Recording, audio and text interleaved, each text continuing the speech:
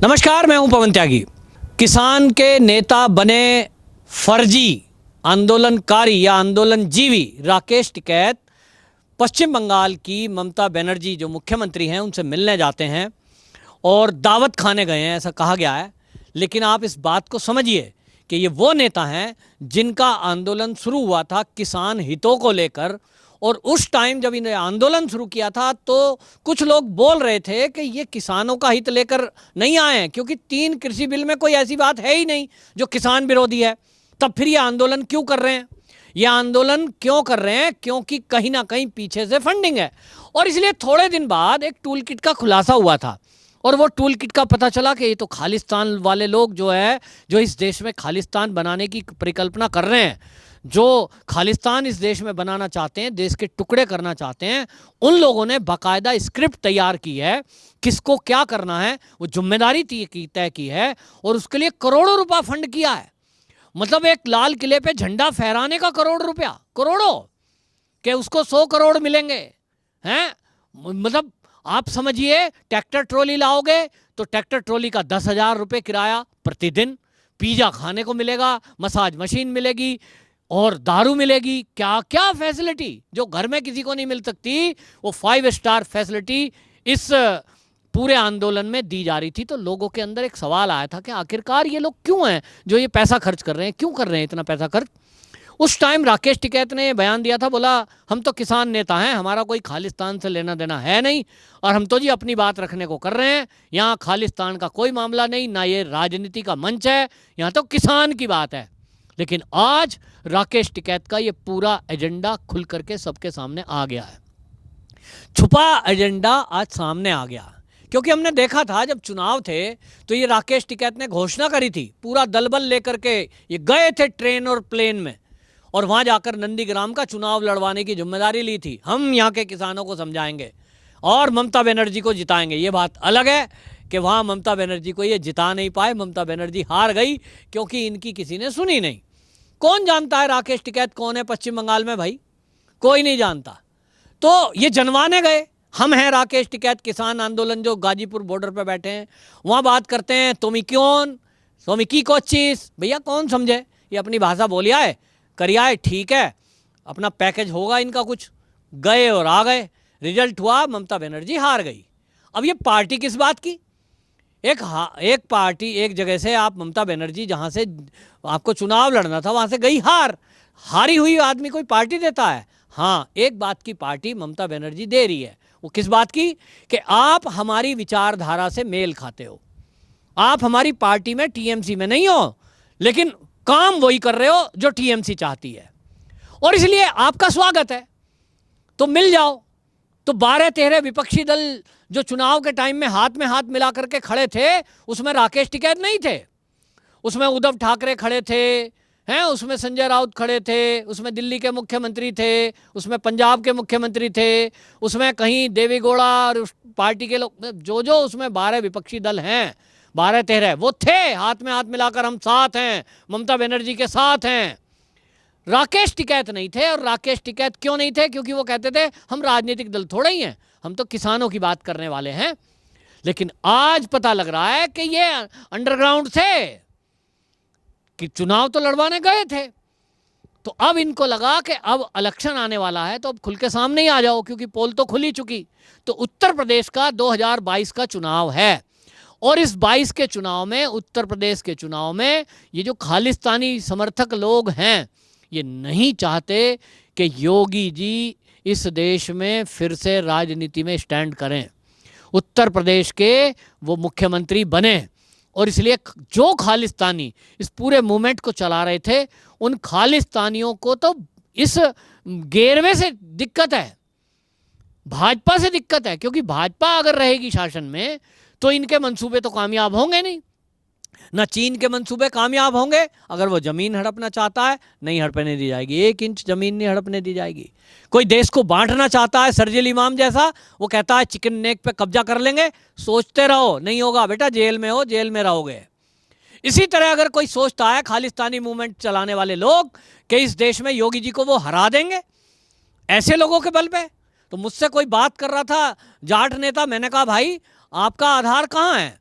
आपका आधार है मेरठ, मुजफ्फरनगर, मेरठ में भी नहीं है, मुजफ्फरनगर, शामली, बागपत, बड़ौत, ठीक है। यहां भी कितने लोग आपकी सुनते हैं? सब लोग नहीं सुनते। योगी जी का अपना एक आधार है, योगी जी के अपने एक वोटर है, योगी जी को लोग पसंद कर रहे हैं। तो ऐसा नहीं है कि आप जो कहेंगे वो मान लेंगे। जब 3 कृषि बिल में कुछ है ही नहीं और आप फर्जीवाड़ा कर रहे हो, फर्जी तरीके से झूठ बोलकर लोगों को भड़का रहे हो, ऐसे लोग मूर्ख थोड़ा ही हैं कि उनके पास अपनी बुद्धि नहीं है। तो ममता बनर्जी के पास जाने का और ये जो स्टेटमेंट आया है कि अब टाइम आ गया है सब दल मिलकर के भाजपा का विरोध करें, मोदी का विरोध करें, ये क्या है? ये केवल राजनीति है। मोदी जी ने कौन सी भैंस खोल दी भाई? मोदी जी ने क्या देश का बुरा कर दिया?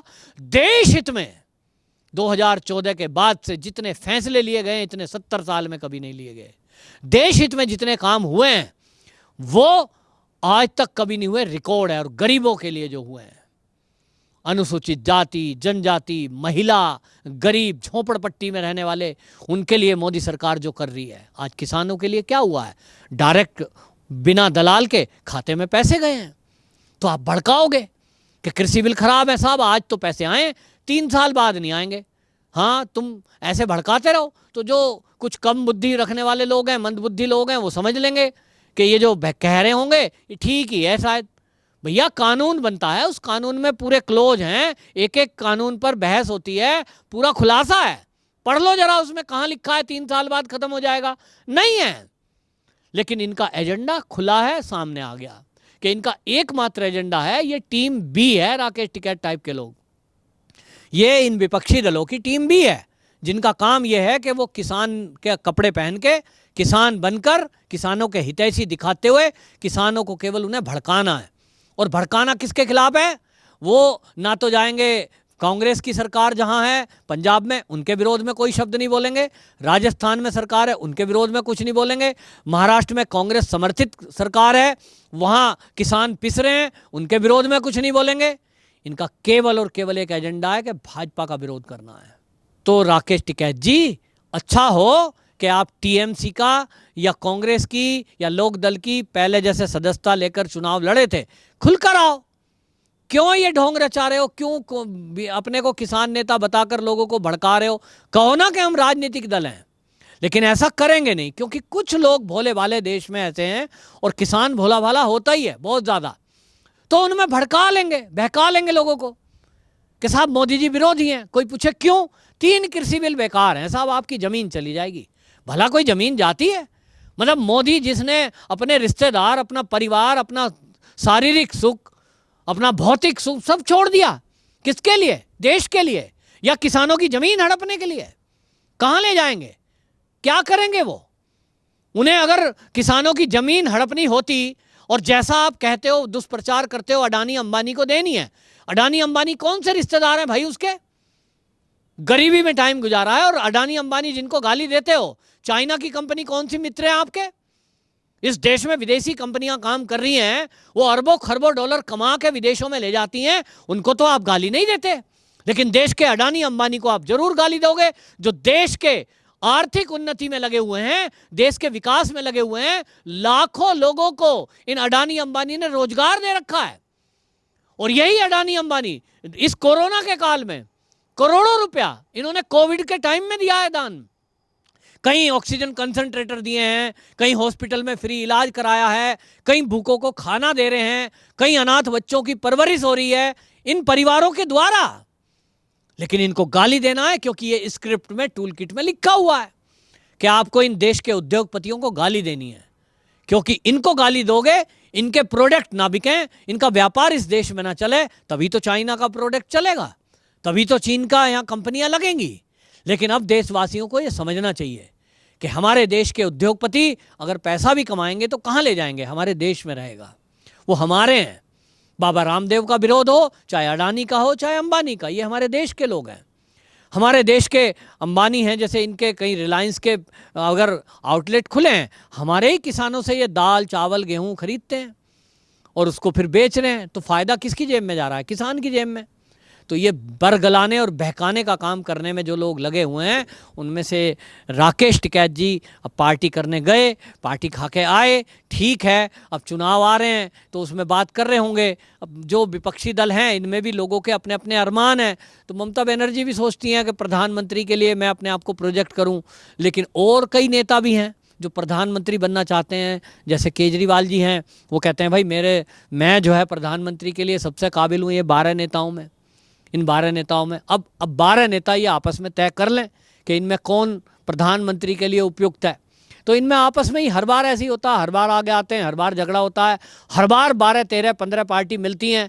और हर चुनाव में अब तो क्लियर हो गया कि सारे मिल जाओ, मोदी का विरोध करो। तो अब नए 1-2 चेहरे और आ गए हैं, उनका नाम राजनीतिक पार्टी नहीं है लेकिन किसान नेता है उनका नाम। तो 1-2 पार्टी और मिल जाएं, सब मिल जाओ, लेकिन जनता देख रही है, देश की जनता देख रही है कि देश के विरोध में इस समय क्या चल रहा है। देश हित में काम करने वाली सरकार, उसका विरोध करने का काम ये लोग कर रहे हैं, जिन्होंने अपने ऊपर तमगा तो किसान का लगा रखा है। एक्चुअल में ये शुद्ध रूप से राजनीतिक दल हैं जिनका एकमात्र लक्ष्य राजनीतिक रोटी सेकना। अब किसी नेता को अगर ये आगे ला रहे हैं और जिताने के लिए, देखिए अगर इन्होंने ये तय किया है, किसान नेता बने हुए वालों ने, राकेश टिकैत ने, कि हमें बीजेपी को हराना है, तो भाई जिताना किसको है? इसका मतलब उत्तर प्रदेश का अगर चुनाव आ रहा है तो ये जिताना किसको चाहते हैं? कांग्रेस को। किसको जिताना चाहते हैं? समाजवादी को। तो क्या कांग्रेस इस देश के लिए अच्छी थी? समाजवादी इस देश के लिए पार्टी अच्छी थी? तो 70 साल के शासन में कांग्रेस ने क्या करा किसानों के लिए? बताएं जरा राकेश टिकैत कि किसानों की दुर्दशा ये 70 साल में जब नहीं उभरी, इसके लिए कौन जिम्मेदार है? मोदी या कांग्रेस? तो किस कांग्रेस को जिताना चाहते हैं जिसने 70 साल इस देश में जय जवान जय किसान का नारा दिया लेकिन किसानों के लिए कुछ किया नहीं, और ना जवानों के लिए कुछ किया, बस केवल मरने के लिए छोड़ दिया। आज अगर मोदी जी इस देश के किसान और जवान के लिए कुछ करना चाहते हैं, युवाओं के लिए कुछ कर रहे हैं, तो आपके पेट में दर्द हो रहा है, आप राजनीति पे उतर आए हैं। तो लोग सोच रहे हैं लोग बुद्धू हैं, आपकी बातों में आ जाएंगे। अब क्या दिख नहीं रहे? हमें फोटो नहीं दिखती, हमें पता नहीं लगता। तो कांग्रेस की टूल किट है, ये टूल किट का खुलासा जो हुआ, ये टूल किट हमने पिछले दिनों देखी, खालिस्तानी लोगों के द्वारा बनाई गई। अब इसमें कौन कौन शामिल है ये उनके कर्तव्यों से पता लगता है, जो वो करैक्टर है उनका उससे पता लगता है, क्योंकि ऐसे तो पता लगा नहीं पाएंगे। जो उसमें लिखा है, जो जो उसको करे, जो उसका बोले, उस जैसा पता लगता है। तो उसमें कहा गया है टूल किट में कि इस देश की चाय को और योग को बदनाम करना है। तो चाय माने मोदी, योग माने योगी, सीधी सी बात। तो जो भी लोग आपको मोदी जी का विरोध करते दिखें और योगी जी का विरोध करते दिखें और देश के उद्योगपति का विरोध करते दिखें, तो आपको समझ लेना चाहिए कि ये चाइना से लिखी हुई स्क्रिप्ट है, चाइनीज स्क्रिप्ट आई है ये हमारे देश के उद्योग धंधों को चौपट करने के लिए, और चीन के उद्योग धंधों को इस देश में परवरिश कराने के लिए ये लिखी हुई स्क्रिप्ट है, और चीन ही इनको पैसा दे रहा है ऐसा करने के लिए। तो ये लोगों को समझने की जरूरत है, इनको पहचान कर और इनको आइसोलेट करने की जरूरत है। इनके बहकावे में देशवासी ना आए। वंदे मातरम।